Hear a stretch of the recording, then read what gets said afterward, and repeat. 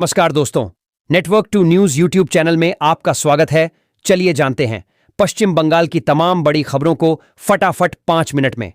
इससे पहले आप हमारे वीडियो को कहां से देख रहे हैं, कमेंट में जरूर बताएं और हमारे चैनल को लाइक सब्सक्राइब करना ना भूलें। वीडियो को लास्ट तक जरूर देखें। किसानों को कब मिलेगी 21वीं किस्त की सौगात? आपके खाते में 2000 रुपए आएंगे या नहीं? हर बार की तरह इस बार भी कई ऐसे किसान हैं जो लिस्ट से बाहर होने वाले हैं। अगर नाम बाहर हो गया तो 2000 रुपए अकाउंट में नहीं आएंगे, यानी कई किसानों को पीएम किसान की 21वीं किस्त से वंचित होना पड़ सकता है। सरकारी कर्मचारियों के लिए गुड न्यूज। डीए बढ़ोतरी के साथ सीजीएचएस रेट में सबसे बड़ा सुधार। जानिए क्या बदल गया सरकार ने। महंगाई भत्ते डीए में बढ़ोतरी के बाद अब केंद्रीय सरकार स्वास्थ्य योजना सीजीएचएस के तहत बड़े सुधार किए हैं। ये बदलाव 13 अक्टूबर 2025 से लागू होंगे। बंगाल में भारी बारिश और बाढ़ से मरने वालों के परिवार को 5-5 लाख का मुआवजा देगी ममता सरकार। मुख्यमंत्री ममता बनर्जी ने उत्तर बंगाल में भारी बारिश की चपेट में आकर मरने वालों के स्वजनों के लिए 5-5 लाख रुपए के मुआवजे की घोषणा की है। मृतकों के परिवार के एक सदस्य को स्पेशल होमगार्ड की नौकरी भी दी जाएगी। चुनाव से पहले केंद्र सरकार ने ममता दीदी को थमा दिया सर्टिफिकेट। अब किस मुंह से बंगाल बीजेपी करेगी war? National crime record bureau NCRB के आंकड़ों के मुताबिक कोलकाता को एक बार फिर देश के सबसे सुरक्षित शहर का खिताब मिला है। लगातार चौथे साल इस शहर को यह खिताब मिला है। 19 मेट्रोपॉलिटन शहरों में इस मामले में कोलकाता सबसे अव्वल शहर है। सत्ता में आने के बाद ममता बनर्जी ने पार की सारी हदें। बीजेपी नेताओं पर हुए जानलेवा हमले पर भड़के सुधांशु त्रिवेदी। पश्चिम बंगाल में भाजपा नेताओं पर कथित हमले के बाद राजनीति गर्मा गई है। भाजपा के राष्ट्रीय प्रवक्ता और राज्यसभा सांसद सुधांशु त्रिवेदी ने इस घटना को लेकर ममता बनर्जी और उनकी पार्टी तृणमूल कांग्रेस टीएमसी पर तीखा हमला बोला है। दार्जिलिंग जिले में विनाशकारी भूस्खलन में मरने वालों की संख्या बढ़कर 28 हो गई है। बचाव अभियान जारी रखा है, जबकि कई लोग अभी भी लापता हैं और हजारों पर्यटक कटे हुए पहाड़ी इलाकों में फंसे हुए हैं। अधिकारियों ने बताया कि रविवार को हुई लगातार बारिश के कारण दार्जिलिंग की पहाड़ियों और आसपास के इलाकों में एक दशक में सबसे भीषण भूस्खलन हुआ, जिसमें घर बह गए, सड़कें कट गईं और गांव अलग थलग पड़ गए। बाढ़ प्रभावित उत्तर बंगाल में भाजपा नेताओं पर हमले के बाद ममता बनर्जी ने शांति की अपील की।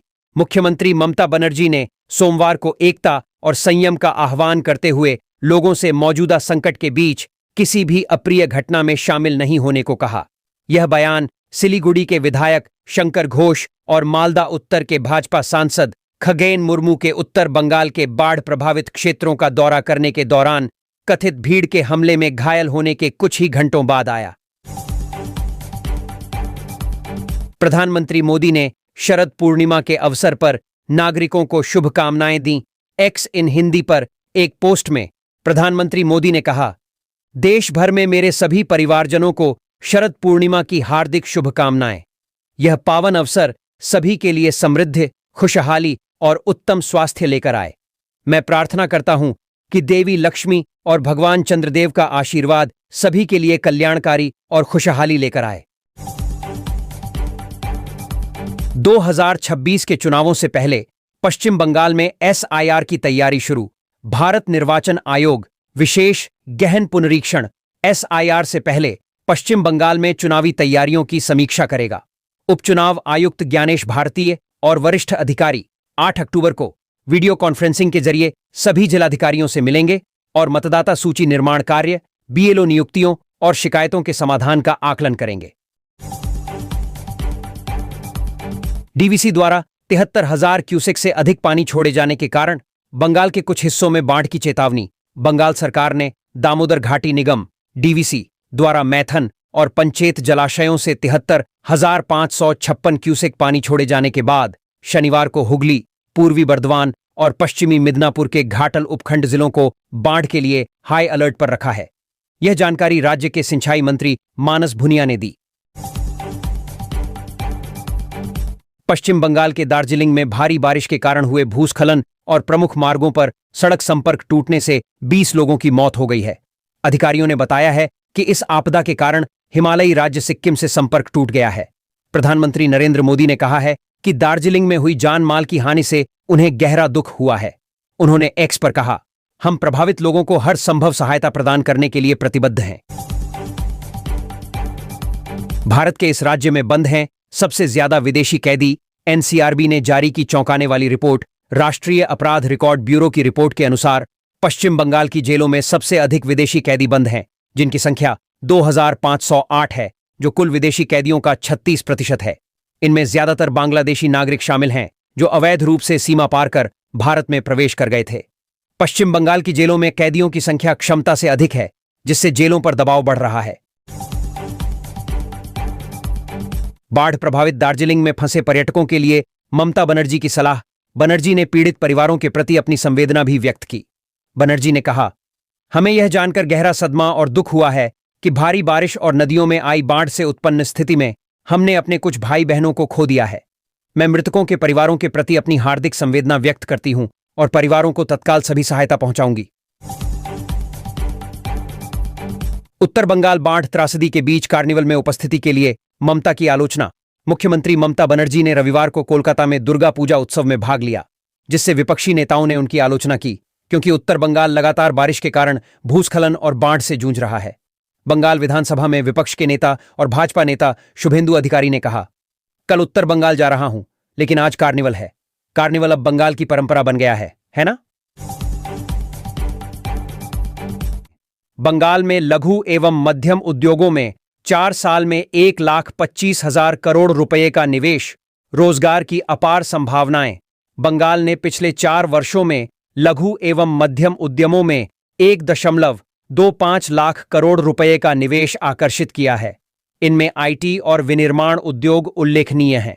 चालू वित्त वर्ष में राज्य की जीडीपी वृद्धि दर अभी भी 10.5% रहने का अनुमान है, जबकि देश की जीडीपी वृद्धि दर 7.3% है। यह आंकड़े हाल ही में सामने आए हैं। समुद्री जल से एलर्जी, फिर भी 7 समुद्र पार तैरने वाली पहली भारतीय महिला।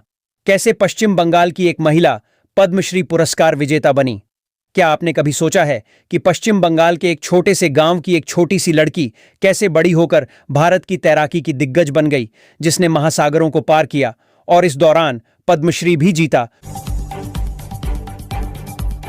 चुनावी मोड़ में आया बंगाल। बीजेपी ने की पर्यवेक्षकों की तैनाती। टीएमसी ने शुरू किया जनसंपर्क अभियान। पश्चिम बंगाल विधानसभा चुनाव अगले साल की शुरुआत में होने हैं। इस बीच भाजपा और तृणमूल कांग्रेस इलेक्शन मोड में आ गई हैं और राज्य में अपना चुनावी अभियान तेज कर दिया है। बीजेपी ने भूपेंद्र यादव और बिप्लब कुमार देब को पर्यवेक्षक बनाकर बंगाल भेजा है। वहीं टीएमसी ने अभिषेक बनर्जी के नेतृत्व में विजया सम्मिलनी जनसंपर्क अभियान शुरू किया है। आज का सुविचार जिसकी फितरत हमेशा बदलने की हो, वह कभी किसी का नहीं हो सकता, चाहे वह समय हो या इंसान।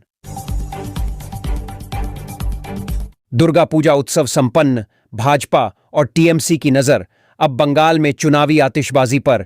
दुर्गा पूजा समाप्त होते ही बंगाल में तृणमूल कांग्रेस, टीएमसी और भारतीय जनता पार्टी, भाजपा, दोनों ने राज्य विधानसभा चुनावों के लिए कमर कसनी शुरू कर दी है।